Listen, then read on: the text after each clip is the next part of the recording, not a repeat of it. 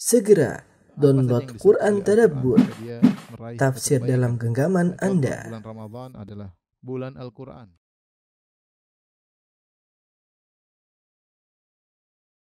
Bismillahirrahmanirrahim. Assalamualaikum warahmatullahi wabarakatuh. Alhamdulillahi ala ihsani wa syukru lahu ala taufiqihi wa amtinani. Asyhadu an la ilaha illallah wahdahu la syarika lahu ta'ziman li sya'ni wa asyhadu anna Muhammadan abduhu wa rasuluhu da'ila ridwani. Allahumma salli alaihi wa ala alihi wa ashabihi wa ikhwani.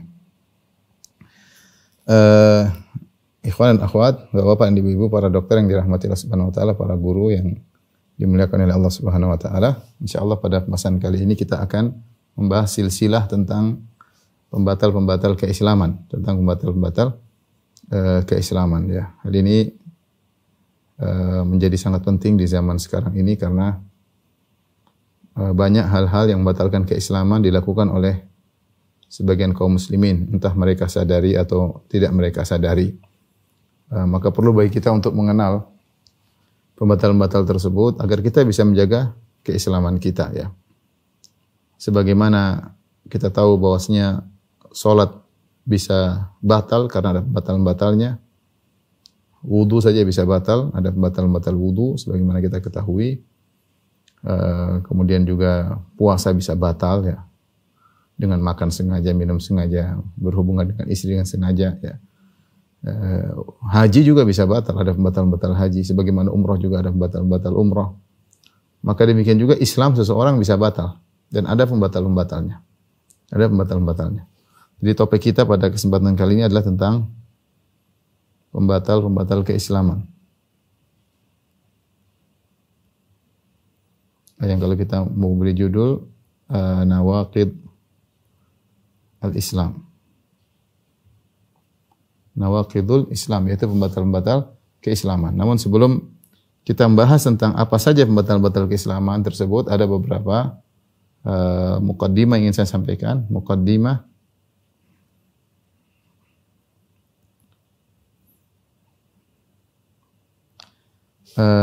yang pertama,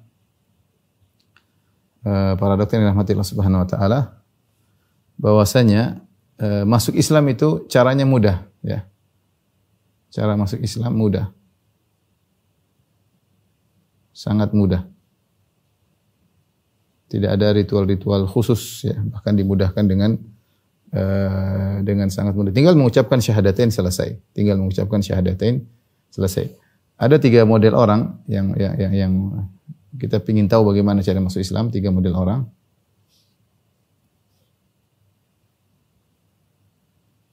Yang pertama, kafir masuk Islam. Kafir asli masuk Islam. Ini yang pertama. Kemudian yang kedua, murtad, taubat masuk Islam. Taubat Islam lagi. Islam kembali. Kemudian yang ketiga, ini yang kedua. Yang ketiga, anak kecil, anak yang lahir dari 2 orang tua muslim. 2 ortu muslim. Adapun cara masuk Islam ya, intinya dimudahkan ya. Untuk kafir masuk Islam maupun murtad yang taubat masuk Islam, dua-duanya jangan mengucapkan syahadatain. Syahadatain. Asyhadu alla ilaha illallah wa asyhadu anna Muhammadar Rasulullah. Orang terjerumus dalam kesyirikan tidak cukup dia mengatakan saya bertobat, tidak cukup. Dia harus mengucapkan kembali asyhadu alla ilaha illallah wa asyhadu anna Rasulullah, dan sebagian ulama mengatakan ini hukumnya ijma'. Ya, bahwasanya orang yang murtad ya, ketika dia bertobat dia tidak cukup mengatakan astaghfirullah atau atubu ilaik, aku bertobat kepada Engkau ya Allah, tidak cukup. Dia harus mengucapkan lagi asyhadu alla ilaha illallah wa asyhadu anna Muhammadar Rasulullah. Adapun anak yang lahir dari 2 orang tua muslim tidak perlu syahadatain. Tidak perlu. Ya, karena dia muslim ya. Dia muslim ya. Tidak perlu dia mengucapkan, kamu belum pernah dari kecil mengucapkan asyhadu alla ilaha illallah. Tidak perlu, dia jalankan, dia salat, dia sudah muslim. Kenapa? Karena kata Nabi sallallahu alaihi wasallam, kullu mauludin yuladu alal fitrah. Setiap anak dilahirkan di atas fitrah, di atas Islam. Fa abawahu yuhawidanihi au yunassirani au yumajjisanihi. Maka ayah kedua orang tuanya yang yuhawidan ini yang menjadikan dia Yahudi, ya, atau menjadikan dia Nasrani atau menjadikan dia Majusi. Berarti kalau seandainya kedua orang tuanya Islam, maka dia kembali kepada hukum asal bahwasanya dia adalah seorang muslim. Ini tidak perlu syahadatain karena Nabi SAW bersabda, kullu mauludin yuladu alal fitrah. Setiap anak dilahirkan di atas Islam. Taib. Perhatikan, adapun cara masuk Islam, ya, sangat dimudahkan. Sangat dimudahkan.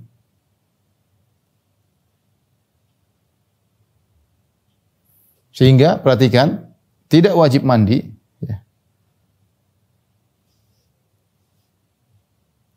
Tidak wajib mandi. Mandi ini hanya sunnah. Ya. Sebagian sahabat ada yang setelah masuk Islam disuruh mandi. Sebagian sahabat masuk Islam tanpa mandi. Jadi tidak wajib mandi. Jangan disangka bahwasanya masuk Islam harus mandi. Hukumnya hanyalah sunnah. Jadi tidak wajib mandi. Kemudian berikutnya, tidak harus dengan lafal la ilaha illallah, ya. Tidak harus dengan lafal la ilaha illallah.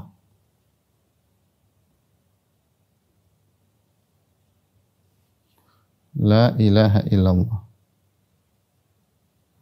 Tidak ada Tuhan selain Allah. Seandainya dia menggunakan lafal dekat lafal yang lain tapi maknanya sama, maka diterima. Dan ini dijelaskan oleh para ulama boleh. Contoh, boleh dengan misalnya dia tidak pandai ngomong, dia ucapkan la ilaha, saya mengatakan la ilaha siwallah misalnya. Ini maknanya sama, tidak ada Tuhan selain Allah, siwallah. Misalnya la ilaha ma'adallah misalnya, la ilaha ma'adallah misalnya. Ini secara bahasa Arab maknanya sama, tidak ada Tuhan selain Allah. Maka ini cukup buat dia masuk Islam. Bahkan jika dia tidak tahu bahasa Arab, jika dia kesulitan atau tidak bisa bahasa Arab,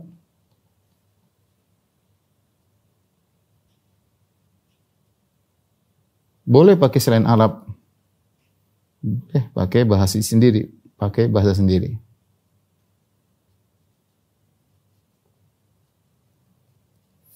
Di antara hal yang menakjubkan, ya, tentang bagaimana sangat dimudahkan masuk Islam, bahkan sebagian ulama tegas dalam hal ini melarang penundaan masuk Islam. Ya, penundaan masuk Islam, ya. Jadi kalau ada orang masuk Islam, kita harus segera sambut, tidak boleh kita tunda-tunda. Di antara hal yang menunjukkan akan hal ini adalah pernyataan misalnya An-Nawawi rahimahullah dalam kitabnya Rawdatul Talibin. Kitab fikih Syafi'i dalam kitab Babur Riddah. Dia menyebutkan babur riddah tentang bab orang-orang murtad. Dia berkata, rahimahullah ta'ala, walau qala kafir li muslim, kalau ada seorang kafir berkata kepada seorang muslim, arid alayil Islam, tolong jelaskan kepada saya Islam. Ini ada orang datang ke ustaz, dia bilang, ustaz, orang kafir, tolong jelaskan kepada saya Islam. Kata ustaz tersebut, hatta ara, nanti, tunggu, saya lihat dulu, nanti lihat gimana. Au isbir ilal qad, besok, sekarang saya lagi sibuk, besok. Ya. Atau talaba ardal Islam min wa'id, atau dia sampai kepada seorang tukang pemberi ceramah, dia bilang, jelaskan Islam kepada aku, faqala ijlis ila akhiril majlis, tunggu sebentar sampai pengajian selesai baru saya jelaskan. Kata Nawawi menukil perkataan ulama, kafar, orang ini, ustaz ini kafir. Kenapa? Karena dia ridho dengan orang ini murtad, orang ini kafir, ingin masuk Islam, dia biarkan orang ini dalam kekufuran, seakan-akan dia ridho dengan kekufuran. Ini maksud saya, ini pendapat sebagian ulama Syafi'iyah. Jadi kalau ada orang minta diajarkan Islam, kemudian kamu tidak mengajarkannya dengan alasan ini, alasan anu, sementara kamu ustaz bisa mengajarkannya, maka kamu kafir. Kenapa? Karena berarti kamu ridho, dia berada di atas kekufuran, berarti kamu ridho dengan kekufuran.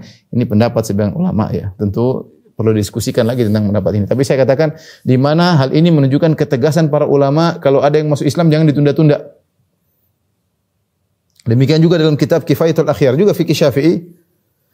Penulisnya berkata, "Walau qala syakhsun li khatibin aw wa'idhin," kalau ada seorang berkata kepada khatib, ya khatib Jumat misalnya, aw wa'id atau seorang pemberi nasihat, ustaz misalnya, "Uridul Islam, falaqini kalimat syahadah." Aku ingin masuk Islam. Tolong talkinkan aku syahadatain. Faqala, lantas ustaz tersebut mengatakan, "Uqud hatta afruq." Tunggu dulu, duduklah engkau sampai aku selesai. Wa ulaqinuk, kemudian aku akan talqin engkau syahadatain. Kata dia kafara fil hal, dia langsung kafir ketika itu. Sebabnya apa? Karena dia ridho dengan kekufuran. Orang ini kafir, masuk Islam dan dia ridho orang ini berada di atas kekufuran, berarti kufur.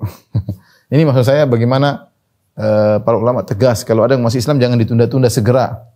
Segera jangan ditunda-tunda ya.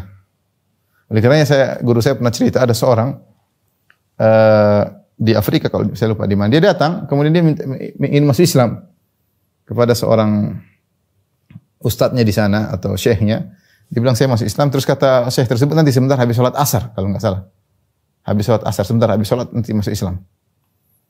Ketika selesai sholat ternyata orang kafir ini terjadi peperangan, dia ketembak, dia meninggal, subhanallah. Tidak sempat dia masuk Islam. Harusnya masuk Islam aja. Langsung kan cuma asyhadu alla ilaha illallah Rasulullah selesai. Nanti penjelasannya habis ini. Harusnya begitu. Jangan tunda-tunda. Tapi dia bilang nanti sebentar habis sholat. Begitu dia bilang habis sholat atau orang ini ketembak ya. Akhirnya meninggal dia dalam kondisi kufur. Mungkin di sisi Allah dia masuk Islam, tapi secara hukum duniawi dia masih kafir. Dia belum mengucapkan syahadatain. Maka tidak disolatkan, dia harus dimasukkan dalam kuburan orang-orang kafir, tidak di kuburan kaum muslimin. Repot ya. Jadi maksud saya seorang kalau masuk Islam segera. Ada orang kapan telepon saya mau masuk Islam. Saya bilang sekarang aja. Dia bilang enggak Ustaz, saya maunya besok. Saya bilang sekarang aja, enggak, dia maunya besok. Dia salah sendiri. Ya akhirnya besok dia alhamdulillah masih hidup. Kemudian ketemu saya masuk Islam. Saya bilang sekarang aja, ngapain besok? Enggak Ustaz, saya mau besok. Dia mau videokan, dia mau ini, dia mau sebagai kenangan. Dan benar akhirnya dia mungkin bagi dia suatu yang sangat istimewa, kemudian menangis dan macam-macam. Saya bilang sekarang aja. Dia bilang enggak. Besok Ustaz. Ya sudah. Begitu datang langsung saya suruh syahadah, saya suruh mandi. Tapi intinya mau saya, kadang kejadian juga pernah ada seorang ustaz, ada wanita boleh masuk Islam. Waduh, saya bilang waduh, enggak ada yang wanita yang kenapa saya sama wanita? Ya saya enggak bisa tunda, saya tahu fikih ini. Tidak bisa ditunda. Ini tidak belum pakai jilbab pun di depan saya. Ya sudah sini mari. Ya, karena kalau saya tunda bisa jadi berubah pikiran, bahaya. Berubah pikiran atau tidak boleh menunda. Intinya kalau ada yang masuk Islam kita jangan tunda-tunda, kita langsung segera.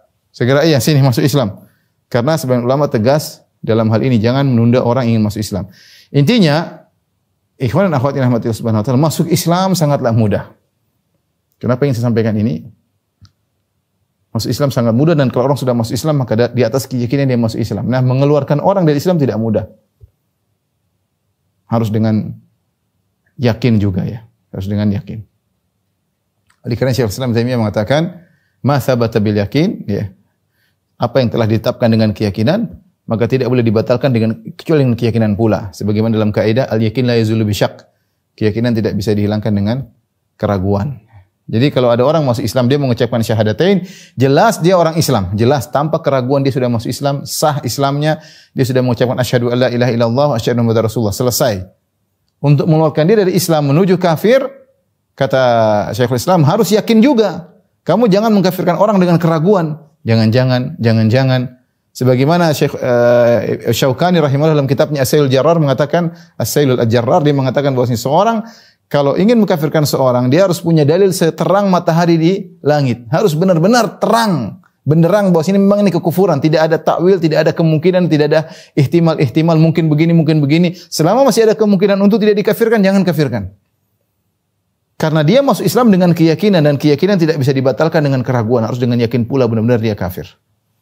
Ya, benar-benar dia kafir. Ini perlu kita ketahui. Dari sini kita ketahui bahwasanya di antara kesalahan orang-orang yang terjerumus dalam pemikiran filsafat seperti sebagian kaum Asy'ariyah, mereka mengatakan, Asy'ariyah mengatakan,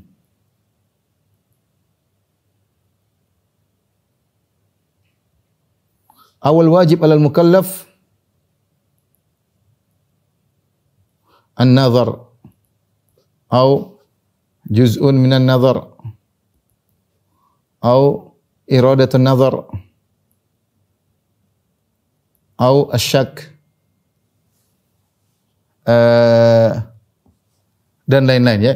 Jadi sebagian orang ketika mereka berbicara tentang masalah akidah, mereka mengatakan bahwasanya akidah tidak boleh dibangun di atas taklid, maka seorang kalau masuk Islam dia harus benar-benar masuk Islam di atas dalil yang yakin. Caranya bagaimana? Dengan menggunakan nazar. Nazar itu adalah mengolah otak untuk mengetahui bahwasanya Tuhan itu ada. Bagaimana caranya? Itu dengan mengetahui bahwasanya dalil a'rad. Ini sudah sering saya jelaskan dalam apa namanya syarah akidah wasithiyah. Dalil a'rad adalah bahwasanya alam semesta terdiri atas jism dan a'rad ya, dari jism material mungkin dengan sifat-sifat, dan dari ini kemudian intinya ini pembahasan yang panjang. Ada yang mengatakan itu namanya nazar akli, pemikiran secara akal. Ada yang mengatakan bukan itu tapi sebagian daripada itu. Ada yang mengatakan keinginan untuk itu. Ada yang mengatakan harus ragu dulu. Kalau kau masuk Islam yang benar, ragu dulu. Karena kamu tidak boleh Islamnya ikut-ikutan. Harus ragu dulu. Harus suruh kafir dulu baru bisa masuk Islam. Ini semua ngawur dan ini dibantah oleh Al-Ghazali rahimahullah ta'ala. Dinukil oleh Ibnu Hajar dalam Fathul Bari dalam 2 tempat ya.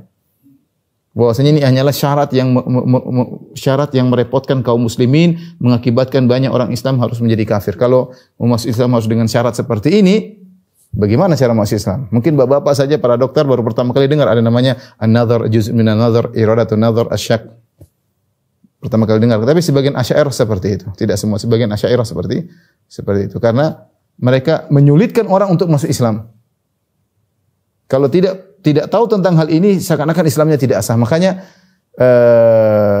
Al-Ghazali membantah. Al-Ghazali dia juga dari kalangan Asy'ariyah, dia membantah, dia mengatakan bahwasanya ini adalah hanya mempersempit rahmat Allah Subhanahu wa taala, sehingga surga tidak dimasuki oleh kecuali syirzimatun qalilun, hanya sekelompok orang yang sedikit yang ngerti tentang masalah filsafat. Islam mudah, tidak perlu filsafat masuk Islam. Yang penting tahu yang berhak disembah hanyalah Allah semata, Muhammad utusan Allah, selesai masuk Islam. Tidak mungkin Nasrani mengucapkan itu kecuali dia yakin bahwasanya Yesus bukan Tuhan. Isa bukan Tuhan, makanya dia pilih Islam. Dia mengucap asyhadu alla ilaha illallah rasulullah, syahadatain, berarti dia sudah paham tentang hal tersebut. Sudah mudah untuk masuk Islam. Tapi ini poin pertama yang ingin saya sampaikan. Yang berikutnya, muqaddimah yang kedua ya.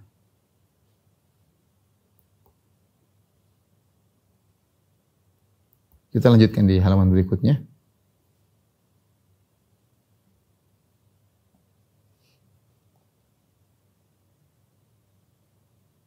Yang kedua, pembahasan tentang pembatal-pembatal keislaman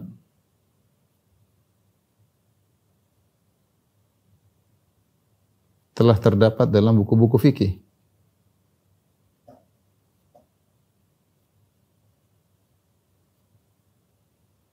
Semua fikih, buku-buku fikih madhab, ya, semuanya ada pembahasan ini. Semuanya ada. Ada pembahasan tentang pembatal-pembatal keislaman. Ya. Saya bawakan contohnya, seperti misalnya kita sebutkan fikih Hanafi, madhab Hanafi. Madhab Hanafi. Dan madhab Hanafi ini termasuk madhab yang paling detail ketika membahas tentang pembatal-pembatal keislaman. Saya bawakan misalnya kitab Hasyiat Abidin. Ini salah satu buku yang utama dalam mazhab Hanafi. Ini setebal ini, cetakan baru ada sekitar, saya lupa tadi ada berapa, 18 jilid atau berapa jilid ya. Ini di jilid yang ke-13 ya. Tadi jilid ke-13 dari halaman pertama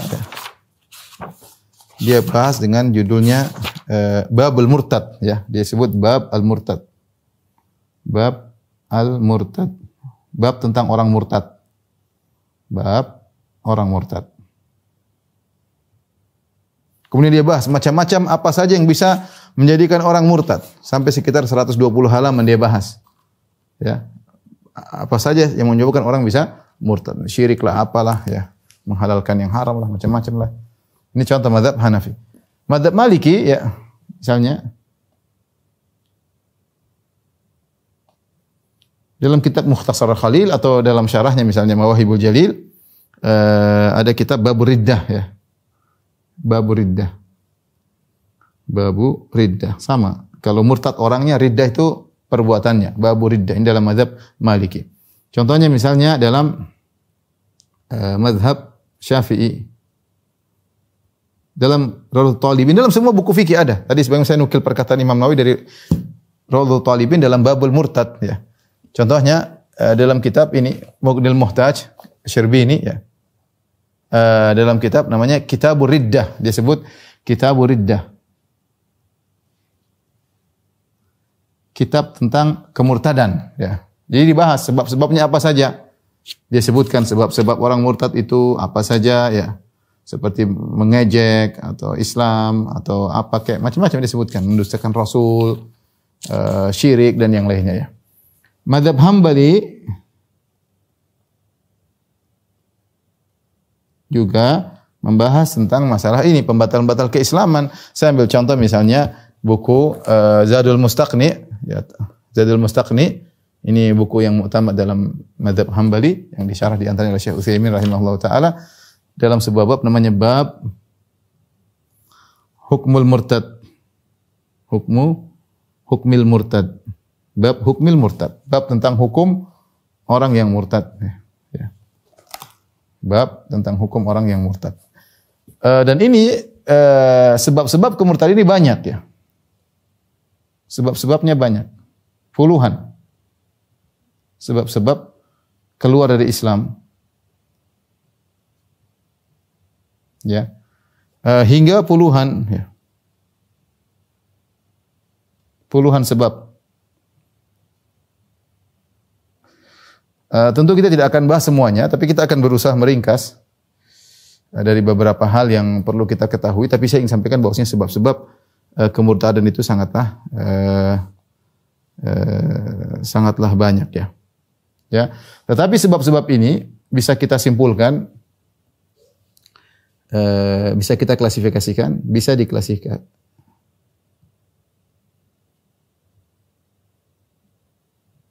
Klasifikasikan menjadi karena keyakinan i'tiqad yang keliru, keyakinan yang keliru,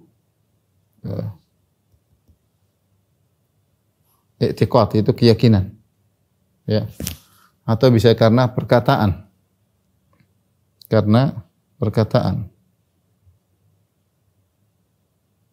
Perkataan contohnya misalnya mengejek agama, mengejek Nabi sallallahu alaihi wasallam misalnya. Di antara juga misalnya karena perbuatan. Fi'il. Al-fi'lu. Contohnya misalnya menyembelih kepada jin. Menyembelih untuk jin ya. Macam-macam ya, kesyirikan akan kita jelas misalnya. Contoh juga karena meninggalkan, karena tark, karena meninggalkan at-tark. Dan ini pendapat sebagian ulama. Contoh menurut pendapat sebagian ulama meninggalkan sholat sama sekali, meninggalkan sholat secara total, tidak sholat sama sekali. Tidak sholat sama sekali. Dan juga karena keraguan. Ini sebenarnya kembali kepada etika, tapi sebagian ulama menyendirikan karena keraguan. Ya. Akan disebut dalam buku-buku fikih tersebut ragu tentang kekufuran, ragu dia mukmin atau tidak. Ini sebab-sebab kalau kita sebab-sebab kekufuran tersebut batal keislaman bisa kita klasifikasikan menjadi 5 tadi ya. 1 2 3 4, 5. Tapi para dokter yang rahmatillah subhanahu wa ta'ala, ini muqaddimah yang kedua. Muqaddimah yang ketiga,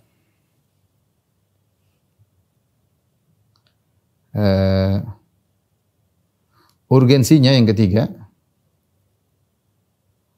Urgensinya kita belajar ini. Kita mempelajari pembatal keislaman. Apa urgensinya? Bukan kita untuk mengkafir-kafirkan orang, bukan ya, tapi kita untuk menyelamatkan di antara menyelamatkan keislaman kita. Banyak urgensinya, di antaranya. Yang pertama adalah akhir-akhir ini banyak saudara-saudara kita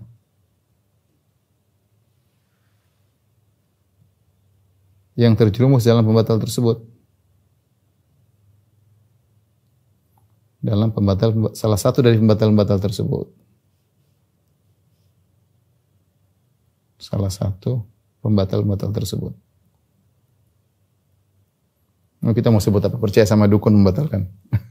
Percaya sama dukun membatalkan keislaman. Menyembelih kepada selain Allah membatalkan keislaman. Mengejek Islam membatalkan, mempermainkan ayat-ayat Allah membatalkan keislaman. Banyaklah kalau kita mau sebut satu persatu, tapi insya Allah kita akan detailkan, menganggap semua agama benar, bahwasanya semua agama mengatakan pada surga membatal keislaman. Banyak hal, tapi nanti akan dijelaskan secara detail dengan dalil-dalilnya. Saya ingin menyampaikan bahwasanya akhir-akhir ini banyak orang terjerumus dalam pembatal-pembatal keislaman. Mudah-mudahan mereka tidak tahu, mudah-mudahan mereka tidak ngerti, mudah-mudahan mereka dapat uzur. Tapi kita lihat bahwasanya bisa jadi mereka dapat uzur, bisa jadi mereka tidak dapat uzur. Ini membuat kita harus mengenal apa sih pembatal-pembatal keislaman. Ya, perhatikan. Agar kita terhindar, agar kita tidak terjerumus dalam pembatal-pembatal tersebut. Pembatal-pembatal ini adalah dosa paling besar. Pembatal adalah dosa terbesar. Kenapa terbesar? Karena kalau seorang terjerumus dalam pembatal keislaman, berarti dia kafir. Kalau dia kafir, berarti dia kekal dalam neraka. Tidak mungkin selamat. Mengerikan. Dia terjerumus dalam dosa besar yang dia kemudian tidak ada ampuni selama-lamanya, masuk neraka selama-lamanya. Nah, kita harus mengenal ini. Alhamdulillah kita semua Islam. Nah, kita mengenal pembatal-pembatal. Sebagai seorang wudu, dia harus tahu. Kalau dia sudah berwudu, dia harus tahu mana pembatal-pembatal wudu agar dia tidak batal wudunya. Araftu syarra la li syarri walakin li tawaqqihi. Man lam ya'rif syarra min al-khair yaqa fihi. Sebagaimana perkataan seorang penyair, aku mengenal keburukan bukan untuk mengerjakannya, tetapi aku mengenal keburukan untuk aku tinggalkan. Siapa yang tidak mengenal keburukan, hanya mengenal kebaikan saja, dia tidak tahu jenis-jenis keburukan, dia akan terjerumus dalam keburukan tersebut. Nah, kita ini belajar pembatal keislaman untuk menyelamatkan diri kita sendiri agar kita tidak terjerumus. Karena siapa yang terjerumus dalam pembatal keislaman, dia telah terjerumus dosa terbesar. Karena berarti Islamnya batal dan dia kafir dan dia murtad dan dia kekal dalam neraka selama-lamanya. Ya. Di dunia mungkin dia bersenang-senang, tapi di neraka kekal, mengerikan. Ya. Kemudian di antara urgensinya kenapa kita belajar ini, munculnya sikap yang menyimpang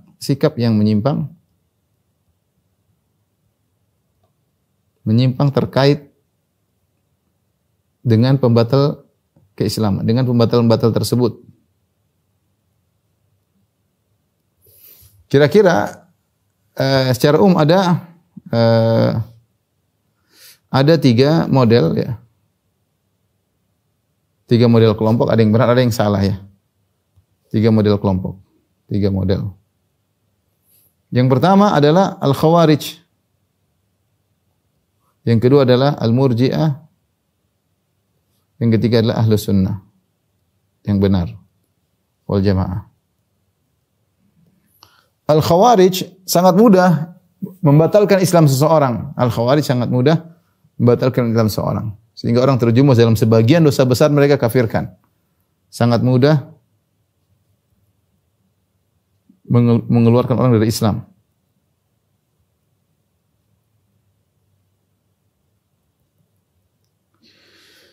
Oleh karenanya mereka dahulu mengkafirkan, jangankan mereka mengkafirkan para sahabat.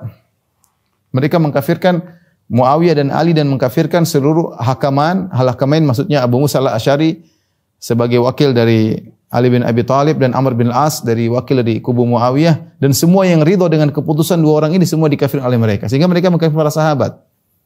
Ya. Mengerikan, sahabat dikafir bagi kita ya. Sekarang muncul seperti tokoh ISIS. Ya, ISIS sekarang mudah sekali mengkafirkan orang muslim ya. Mudah mengkafirkan, atau orang-orang yang mudah sekali ngebom sana sini ya. Mereka berangkat dari pemahaman yang mirip-mirip dengan Khawarij yang mudah mengkafirkan kaum muslimin dan kemudian menerapkan konsekuensi dari pengkafiran, mereka bunuh. Mereka bunuh. Bahkan mereka tidak ragu-ragu untuk ngebom di masjid, dalam masjid. Karena mereka anggap orang dalam masjid kafir semua. Ya. Ini terjadi di mana-mana, terjadi di sini, terjadi di Arab Saudi ya.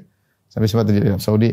Mereka menganggap bahwasanya penguasa kafir, mereka menganggap bahwasanya tentara-tentara kafir sehingga terjadi bom dalam suatu masjid ya. Subhanallah, di situ pada ada halaqah tahfidz, mereka tidak peduli, mereka bom. Menurut mereka kafir. Mudah sekali mengkafirkan. Ya, mudah sekali mengkafirkan. Orang muncul takfiri zaman sekarang sangat mudah. Dan banyak di antara mereka yang bodoh-bodoh, tidak ngerti ya. Mereka berdalil perkataan Ibnu Taimiyah lah. Subhanallah, Ibnu Taimiyah orang paling jauh dari pengkafiran. Ibnu Taimiyah berdialog dengan ru'us ahlul bidah, berdialog dengan pemimpin ahlul bidah dan dia tidak mengkafirkan. Padahal kita pemimpin ahlul bidah mereka paham agama, mereka paham dalil. Itu pun Ibnu Taimiyah tidak mengkafirkan. Dia hanya menjelaskan, dia mengatakan bahkan dia pernah berdialog dengan ahlul wahdatil wujud. Dia mengatakan kalau saya seperti kalian saya kafir, tapi kalian tidak, kalian ada syubhat. Kalau saya mengucapkan perkataan kalian saya kafir kata Ibnu Taimiyah. Ahlul wahdatil wujud itu menganggap Allah bersatu dengan makhluk, Allah bersatu alam semesta. Ini kekufuran. Tapi apakah orang yang memiliki keyakinan tersebut otomatis kafir itu lain cerita. Nanti ada pembahasannya. Tidak semua orang terjerumus dalam kekafiran, kemudian dia otomatis kafir. Saya ulangi, tidak semua orang terjerumus dalam kekafiran, otomatis apa? Kafir. Ya, tidak semua orang terjerumus dalam kesyirikan otomatis musyrik. Tidak semua orang terjerumus dalam perbuatan yang dilaknat lantas otomatis terlaknat. Contoh ya sederhana. Rasulullah SAW melaknat khamar dari 10 sisi. Allah melaknat khamar, peminumnya, pemerah asiruha, mu'tasiruha, yang memerah anggur menjadi khamar, yang menyuruh memerah menjadi anggur, hamiluha yang mengantarkan birnya, saqiha yang menuangkan, yang minumnya, semuanya dilaknat. 10 model manusia dilaknat oleh Allah gara-gara khamar. Kemudian ada seorang di zaman Nabi sallallahu alaihi wasallam didatangkan didera, kenapa dia minum khamar? Kemudian selesai. Kemudian ditangkap lagi minum khamar, didera lagi. Sampai datang berulang-ulang sampai ada sahabat lain mengatakan Allah mau laknat Allah kepada engkau. Rasulullah tegur, la tal'anhu kata Nabi. Jangan kau laknat dia. Fa innahu yuhibbullah wa rasulah. Sungguh dia cinta kepada Rasulnya. Artinya apa? Ini orang sudah melakukan hal-hal yang membuat dia terlaknat. Tapi dia tidak secara praktek boleh dilaknat secara praktis. Secara praktek kenapa? Ada penghalangnya. Dia mencintai Allah dan Rasulnya sehingga dia tidak jadi orang yang terlaknat. Padahal dia melakukan hal tersebut. Maksud saya demikian juga masalah syirik, masalah kufur. Bisa jadi orang terjerumus dalam kufuran tidak otomatis menjadi kafir. Ini sudah saya bahas panjang lebar, saya tidak ingin ulang lagi. Dalam syarah akidah wasithiyah, dalam pembahasan bahayanya mengkafirkan secara brutal. Ada sekelompok yang terkenal soleh di zaman para sahabat Khawarij yang mereka solatnya luar biasa, puasanya luar biasa sampai Nabi SAW mengatakan tahkiruna solatakum ma'a solatim. Kalau wahai sahabatku, kalau kalian bandingkan solat kalian dengan solat mereka, kalian akan merasa minder dengan solat kalian. Kalau kalian bandingkan puasa kalian dengan puasa mereka, orang-orang Khawarij, kalian akan minder dengan puasa kalian. Jadi mereka yamrukuna minad din kama yamruku sahmin ar-ramyah. Mereka keluar dari agama seperti anak panah yang tembus dari hewan buruan. Ya, artinya mereka melakukan dosa besar gara-gara punya ghairah terhadap agama tapi salah praktek. Jadi tidak semua berarti semangat kencang berarti benar, enggak. Kita harus menimbang dengan dalil. Ya, muncullah sikap orang yang mudah mengeluarkan orang dari Islam tanpa pembatal keislaman yang benar atau salah praktek dalam hal ini. Ya. Orang Khawarij. Ya. Ini pernah terjadi.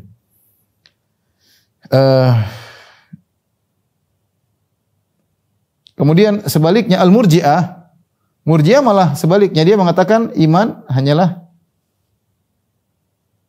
Murji'ah ini kelompok yang tidak mau mengkafirkan, kelompok yang sebaliknya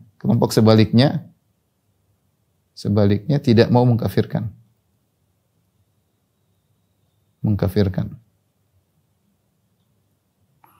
Karena kata dia iman adalah di hati. Seorang mau sujud kepada patung, seorang mau pakai salib, seorang mau di depan Yesus begini tidak kafir karena itu masalah hati. Kalau hatinya belum perbuatannya tidak bisa mengkafirkan. Mau dia tidak salat sama sekali, apapun dia lakukan, dia menyembelih kepada selain Allah, ini semua tidak bisa mengkafirkan karena amal bukan bagian daripada iman. Ini Murji'ah, amal bukan bagian dari iman. Dia harus mendustakan dari hatinya atau juhud atau dia mengingkari. Ini Murji'ah, kelompok yang lawan dari Khawarij. Adapun yang di tengah Ahlussunnah wal Jamaah maka bersikap moderat ya. mengkafirkan jika memenuhi persyaratan. Tidak sembarangan, tidak brutal. Persyaratan dan tidak ada penghalang.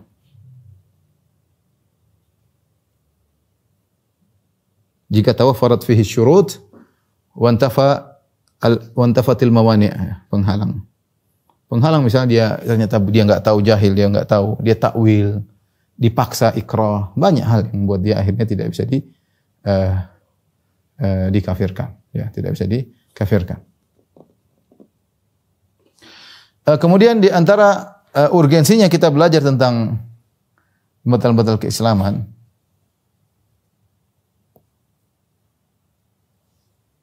bahayanya mengkafirkan secara brutal.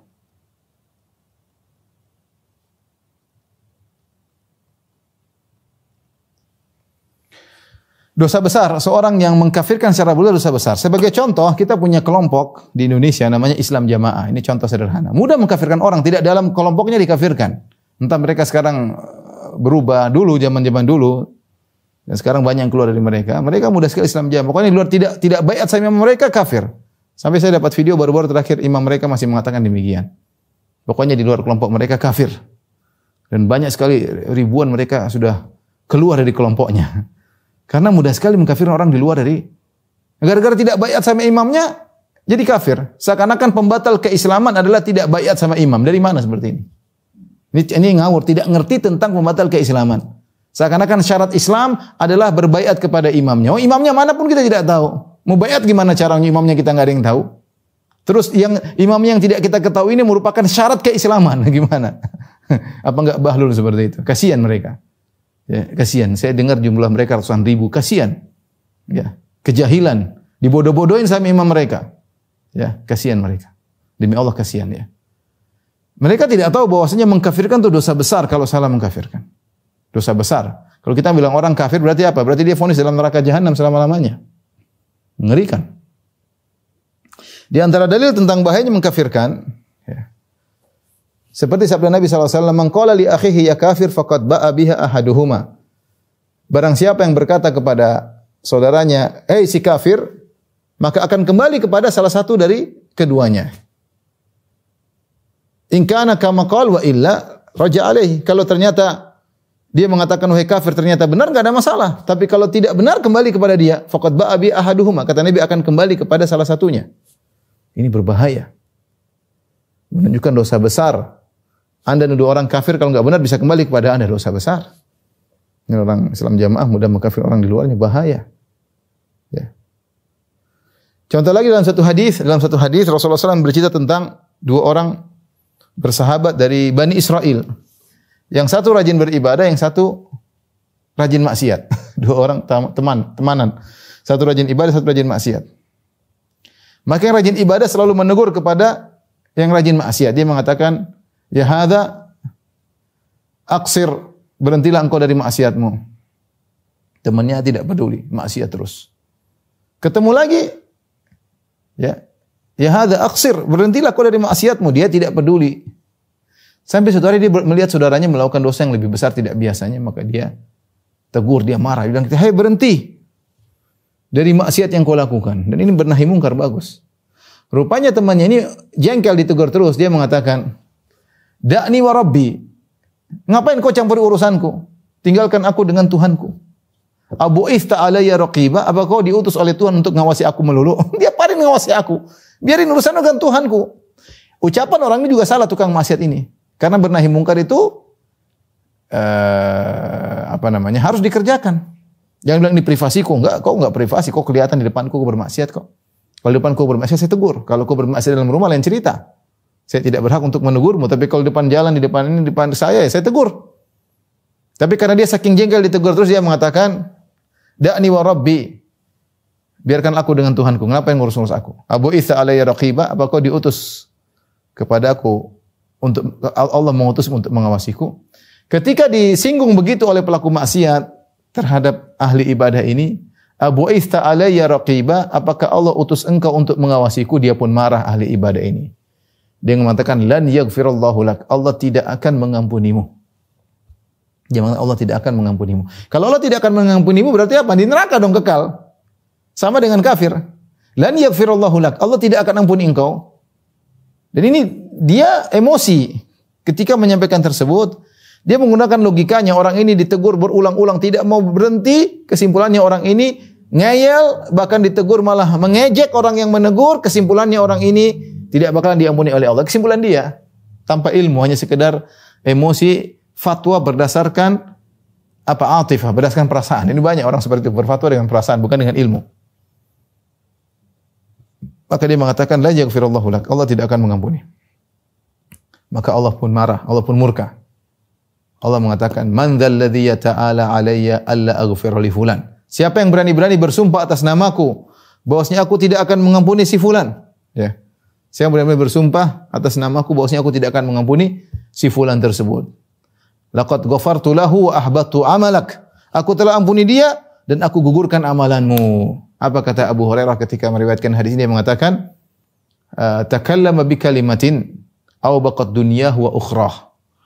Dia mengucapkan satu kalimat, satu kata yang menghancurkan dunia dan akhiratnya. Karena ketika dia bilang Allah tidak akan mengampuni engkau, Allah matikan mereka berdua. Apa kata Abu Hurairah? Aw takallama bi kalimatin. Dia mengucapkan satu kata, aw baqat dunyahu wa ukhrahu. Telah membinasakan, menghancurkan dunianya, dia mati, wa ukhrahu, dan dia disiksa oleh Allah karena amalannya gugur, karena dia berani-berani mengatakan Allah tidak akan mengampunimu. Jadi ikhwan dan akhwat yang dirahmati Allah subhanahu, kita belajar ini agar kita waspada. Ya, bukannya kita belajar batal keislaman untuk mudah mengkafirkan orang, tidak, tapi kita jangan sampai terjerumus dan kita harus tahu bahwasanya di sana ada syarat harus dipenuhi kalau untuk mengkafirkan dan ada penghalang yang harus dihilangkan baru kita boleh mengkafirkan. Makanya para ulama mengatakan tidak boleh sembarang orang mengkafirkan. Itu benar. Maksud mereka karena banyak salah praktek. Nanti ada orang salah paham, dia mengatakan Ustaz saya tidak boleh mengkafirkan orang Nasrani. Bukan begitu maksud, makanya belajar. Ustaz ini bagaimana katanya tidak boleh sembarang orang mengkafirkan. Lah kalau orang Nasrani saya kafirkan, dia kafir aja. Kenapa? Bukan itu maksudnya. Maksudnya mengeluarkan seorang muslim dari Islam menuju kufur, ini tidak sembarang orang bisa melakukannya. Karena dia ngerti bagaimana iqamatul hujjah, menegakkan hujjah, menegakkan argumentasi sebelum mengkafirkannya. Dia harus tahu syarat terpenuhi atau tidak. Dia harus tahu adakah penghalang yang terhalangi. Jadi tidak semua orang asal bicara si fulan kafir, si fulan kafir, si fulan kafir, ya. Dan kita katakan bahwasanya hukum asal seorang muslim adalah muslim dan dia masuk Islam dengan keyakinan, maka tidak boleh kita keluarkan dari Islam kecuali dengan keyakinan pula. Ya. Dan keyakinan pula. Ini di antara urgensi kenapa kita harus belajar tentang pembatal-pembatal keislaman, ya. Baik, ikhwan dan akhwat yang dirahmati Allah Subhanahu wa taala. Saya katakan tadi pembatal keislaman banyak. Tapi insya Allah pada kesempatan berikut kita akan bahas 10 pembatal keislaman. Ya.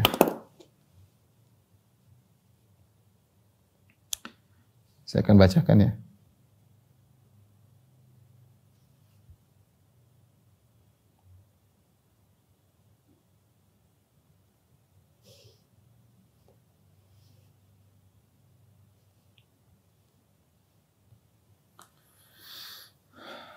Baik, bisa dilihat situ ya. Pembatal-pembatal keislaman, perhatikan ya. Ini ada 10 pembatal keislaman, asyaratun nawaqid. Akan kita bahas insyaallah mulai pekan depan satu persatu.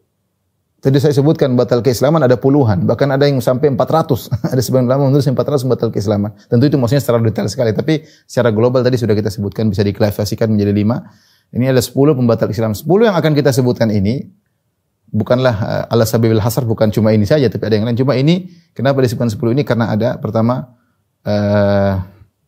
kenapa disebutkan 10 ini? Karena ini ijma, sepakat ulama.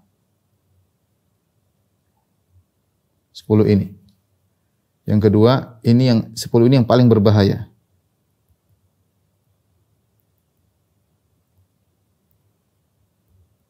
Ya, kemudian juga 10 ini sering terjadi.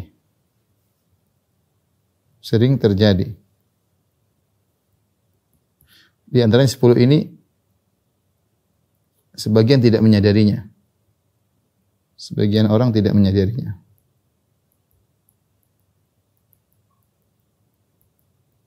Jadi kita akan bahas 10 ini terlebih dahulu. Nanti kalau sudah selesai, baru kita bahas yang lain yang disebut dalam buku-buku fikih tadi yang saya sebutkan insyaallah taala. Yang pertama adalah syirik kepada Allah Subhanahu wa taala. Pembatal pertama, syirik kepada Allah Subhanahu wa taala wahdahu la syarikalah. Ini syirik. Apa saja syirik-syirik akan kita bahas insyaallah pertemuan depan. Yang kedua, man ja'ala baina wa baina Allahi wasa'id yad'uuhum wa yas'aluhum asy-syafa'ah wa yatawakkal 'alaihim kafara ijma'an. Siapa yang menjadikan antara dia dengan Allah perantara-perantara berupa wali-wali yang dia berdoa kepada mereka, ya berdoa kepada ya wali fulan atau minta syafaat kepada mereka, sudah mati ya beri syafaat kepadaku, atau bertawakal hatinya kepada wali-wali ini, maka ini syirik, maka ini kufur, pembatal Islam yang kedua. Insyaallah akan ada pembahasannya. Yang ketiga, pembatal keislaman, man lam yukaffirul musyrikin, yang tidak mengkafir orang musyrikin. Kalau bilang Nasrani kafir enggak? Oh, enggak tahu ya. Kayaknya enggak. Orang Nasrani enggak kafir, masuk surga juga. Kalau surga berarti enggak kafir. Yahudi masuk surga juga, berarti enggak kafir dong. Atau kafir tapi masuk surga, enggak nyambung loh. Kontradiksi, kafir masuk surga enggak mungkin. Enggak, oh mereka masuk surga juga. Ini berarti tidak kafir. Au syakka fi kufrim, atau ragu tentang kufuran mereka. Ya Yahudi ya belum tentu kafir. Cuma caranya kita berbeda. Ini contoh, ini atau mengatakan agama mereka juga benar seperti kita. Sama-sama surga. Ini banyak sekali terutama zaman sekarang. Hati-hati. Ya, mudah-mudahan yang mengucapkan tidak ngerti, ya, perlu dikasih tahu. Tapi sangat rawan kali ini maklum minad-din bid-darurah. Akan kita bahas insyaallah pada saatnya. Ini contoh pembatal keislaman yang tersebar di zaman kita, ya. Terutama sejak munculnya orang liberal, banyak orang memahami seperti semua agama benar, bahwasanya surga bukan cuma satu kamar-kamarnya banyak, kamar Islam, kamar Nasrani, kamar Yahudi, kamar Buddha, kamar Hindu, mungkin ada kamar Konghucu, ada juga mungkin kamar ateis mungkin ya. Baik, berikutnya yang keempat, man i'taqada anna ghayra hadi Nabi sallallahu alaihi wasallam akmalu min hadihi, yaitu di antara pembatal keislaman orang yang meyakini bahwasanya petunjuk Nabi, bahwasanya ada orang lain selain Nabi, petunjuknya lebih sempurna dari petunjuk Nabi. Ajarannya lebih sempurna dari ajaran Nabi. Au anna hukma ghairihi ahsanu min hukmihi, atau hukum yang merupakan produk orang tersebut lebih afdal, lebih baik daripada hukum yang merupakan hadis Nabi sallallahu alaihi wasallam. Kalladzina yufaddiluna hukmat tawaghit ala hukmihi fa huwa kafir. Seperti orang yang mengatakan hukum-hukum tagut lebih afdal daripada hukum Allah atau lebih afdal daripada hukum Nabi sallallahu alaihi wasallam. Ini juga kafir karena dia menganggapnya Nabi kalah dengan mereka-mereka ini. Kemudian yang kelima, man abghadha syai'an mimma jaa'a bihi Rasul walau amila bihi kafar. Seorang yang benci dengan ajaran Nabi, benci meskipun dia mengerjakannya. Dia benci dengan sholat. Apa itu sholat? Tapi dia ngerjain. Apa itu sholat? Apa itu ini? Apa itu puasa misalnya? Dia benci meskipun dia puasa. Ini juga kafir. Dia benci dengan syariat Islam. Yang keenam, man istahza'a bi syai'in min dinillahi aw thawabihi aw iqabihi kafar. Seorang yang mengejek agama Allah atau ngejek pahala. Pahalanya gitu. Pahala kayak apa itu misalnya? Atau ngejek hukumnya. Dihukum gini. Apa itu hukum gitu ngejek? Kufur. Ya. Yang ketujuh, as-sihru. Ini juga bagian dari sihir, tapi disendirikan karena banyaknya sihir. As-sihru. Wa minhu sarfu wal atfu. Ya, sihir juga merupakan pembatal kekufuran, pembatal keislaman. Siapa yang mengerjakan dia kafir, siapa yang ridha juga kafir. Yang kedelapan, mudhaharatul musyrikin wa muawanatul muslimin, yaitu menolong kaum musyrikin untuk menghancurkan kaum muslimin. Sama. Dia dukung. Ada negara kafir menyerang negara Islam dan dia dukung untuk menghancurkan negara Islam. Ini juga kufur. Yang kesembilan, man i'taqada anna ba'dhan nasi yas'ahu al-khuruju an syariati Muhammad sallallahu alaihi wasallam kama wasi'al Khadir al-khuruju an syariati Musa fa huwa kafir. Siapa yang meyakini bahwasanya sebagian orang boleh keluar dari syariat Nabi Muhammad, sudah sampai hakikat, boleh enggak mengamalkan. Sebagaimana Khadir boleh keluar dari syariat Musa. Enggak apa-apa, enggak salat kita sudah enggak perlu. Kita punya jalan sendiri sampai kepada Allah, ngapain ikut jalan Muhammad? Kita punya jalan sendiri. Ya berarti kau bukan umat Muhammad dong, berarti kau bukan orang Islam, selesai. Yang terakhir, al-i'rad an dinillah la yata'allamu wa la ya'malu bihi. Berpaling, tidak mau belajar Islam sama sekali. Enggak suka, enggak mau. Belajar Islam enggak mau, dengar Islam enggak mau sama sekali. Pokoknya saya biasa-biasa aja, enggak mau. Ini juga sama. Ini 10, tentunya butuh penjelasan panjang lebar masing-masing poin. Insyaallah kita bahas sebagaimana saya katakan, kita bahas 10 ini dulu. Nanti ada saatnya kita bahas yang lebih daripada ini dari buku-buku fikih kalau ada kesempatan. Wallahu a'lam bishawab. Demikian saja. Semoga bermanfaat. Wabillahi taufiq wal hidayah. Assalamualaikum warahmatullahi wabarakatuh.